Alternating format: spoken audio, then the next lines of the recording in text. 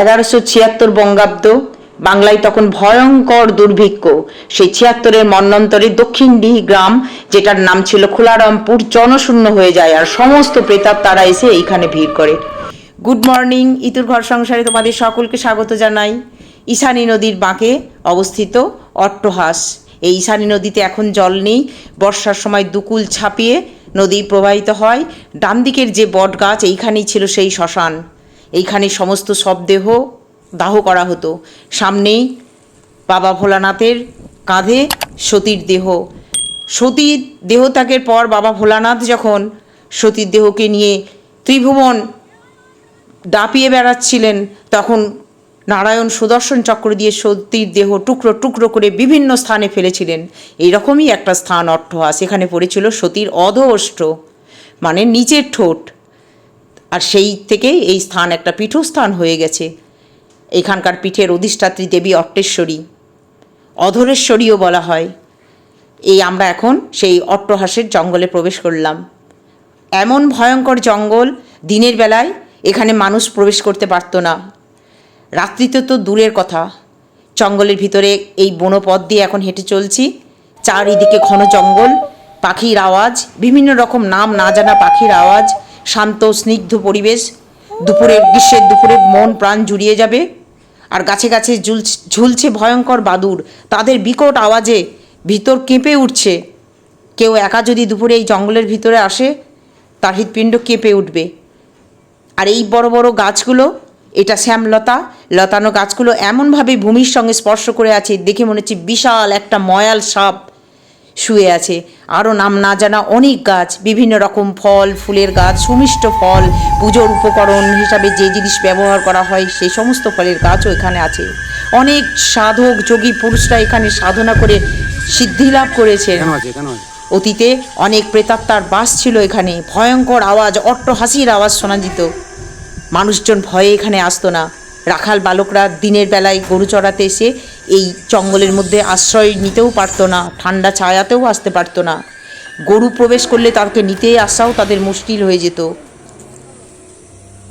জনমানব শূন্য এই জায়গা, গ্রামগুলো সমস্ত দূরে দূরে। ওই দূরে সামনে দেখা যাচ্ছে রটন্তী কালী মায়ের মূর্তি, মায়ের মন্দির।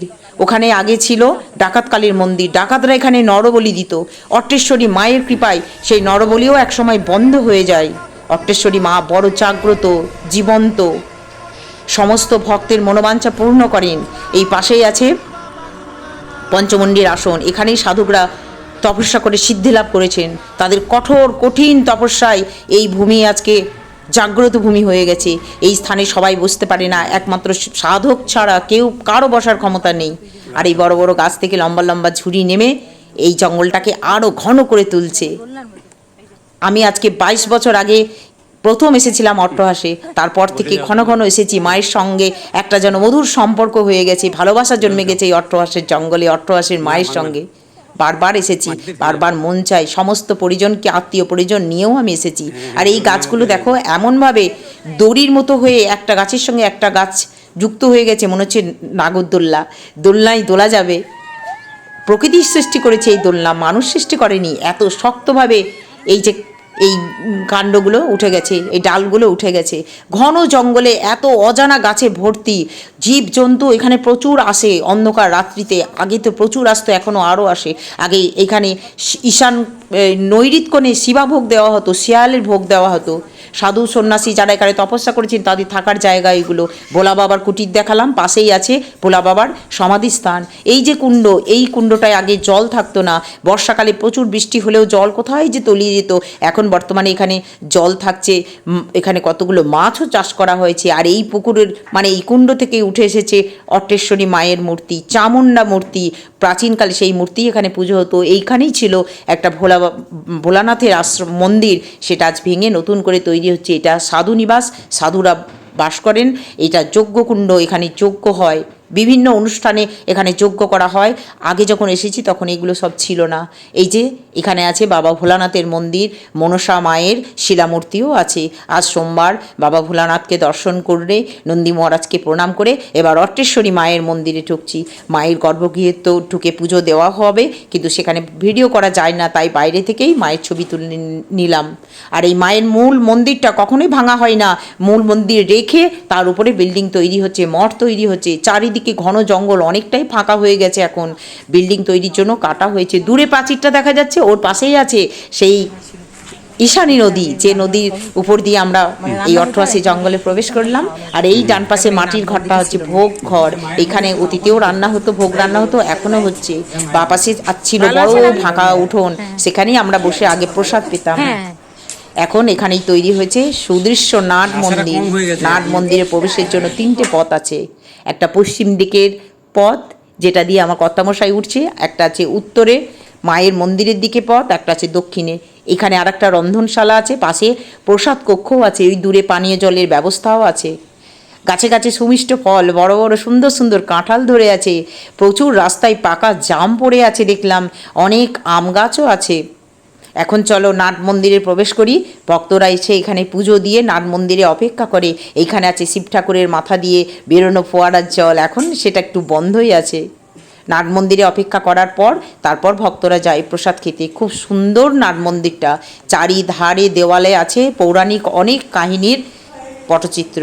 শিব ঠাকুরের বিয়ে, কিভাবে পার্বতী যাচ্ছে শ্বশুরবাড়ি, দক্ষযজ্ঞের কাহিনী, কিভাবে সতীর দেহ ত্যাগ হলো, কিভাবে ভোলানাথ সতীর দেহকে নিয়ে বিশ্ব ব্রহ্মাণ্ড তোলপাড় করে বেড়াচ্ছেন, সেই সমস্ত চিত্র এখানে আঁকা আছে।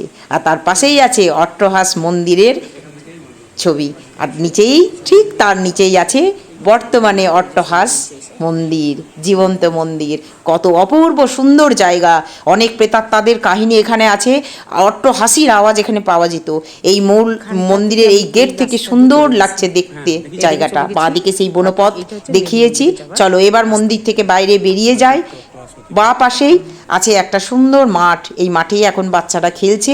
এখানেই হয় দোল পূর্ণিমার সময় বিশাল মেলা। শাক্ত বৈষ্ণবের মিলন ক্ষেত্র হচ্ছে এই অট্টহাস।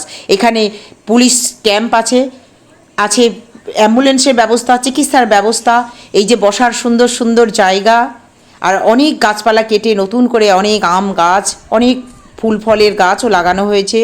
বহু প্রাচীন গাছ এখানে আছে, নাম না জানা অসংখ্য গাছের জঙ্গলে আগে ভর্তি ছিল। গাছগুলো এমনভাবে অবস্থান করত যেন মনে হতো সব একে অপরের সঙ্গে সম্প্রীতির বন্ধনে বাঁধা। চলো এবার প্রসাদ কক্ষটা দেখে নাও, সুন্দর সাজানো, ঝকঝকে তকতকে পরিবেশ। 8:30টার মধ্যে এখানে এসে প্রসাদের কুপন পাওয়া যাবে। 12টা থেকে 12:30টার মধ্যে মায়ের ভোগ হয়, তারপরেই প্রসাদ পাওয়ার জন্য ভক্তরা লাইন দিয়ে বসে যায়। এখানে অবশ্যই নিরামিষ খাওয়ানো হয়, খাবারগুলো কিন্তু খুবই সুস্বাদু। একটা টক দেওয়া হয়, খুব সুস্বাদু টক, সেইটা খাওয়ার জন্যই মাঝে মাঝেই আমরা এখানে আসি। অবশ্যই খাবার শেষে উচ্ছিষ্ট যে পাতা, সেটা নিজেদেরকেই ফেলে দিতে হবে। অট্টহাস মন্দিরে একদিনের ছুটিতে তোমরা অবশ্যই আসতে পারো, আমরাও আসি, খুব ভালো লাগে। আগে ঘন ঘন আসতাম, আসাটা খুবই সহজ। হাওড়া থেকে ট্রেন ধরে এসে কাটোয়ায় নেমে সেখান থেকে বাস ধরে বোলপুর, সিউড়ি বা দধিয়া, বৈরাগ্যতলা, চাকটাগামী যে সমস্ত বাস, সেই বাসে উঠে নিরল বাস স্ট্যান্ডে নেমে সেখান থেকে টোটোয় উঠে চলে আসবে দক্ষিণডি গ্রামের শেষ প্রান্তে অট্টহাস সতীপীঠ।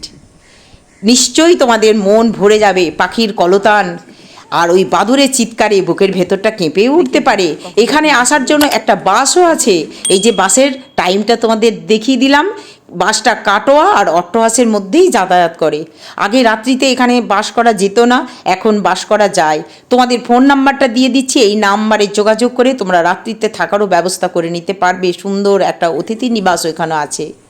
এখানে টুকটাক খাবারের দোকানও আছে, আইসক্রিম, টিফিন, চপ, মুড়ি, চা, সমস্ত কিছুই পেয়ে যাবে। তো তোমরা ইচ্ছা করলে এখানে আসতেই পারো, একবার চলে এসো, সবাই ঘুরে যেও, খুব ভালো লাগবে। এই সতীর কাঁধে, সতীকে কাঁধে নিয়ে বাবা ভোলানাথের এই মূর্তিটা অপূর্ব সুন্দর।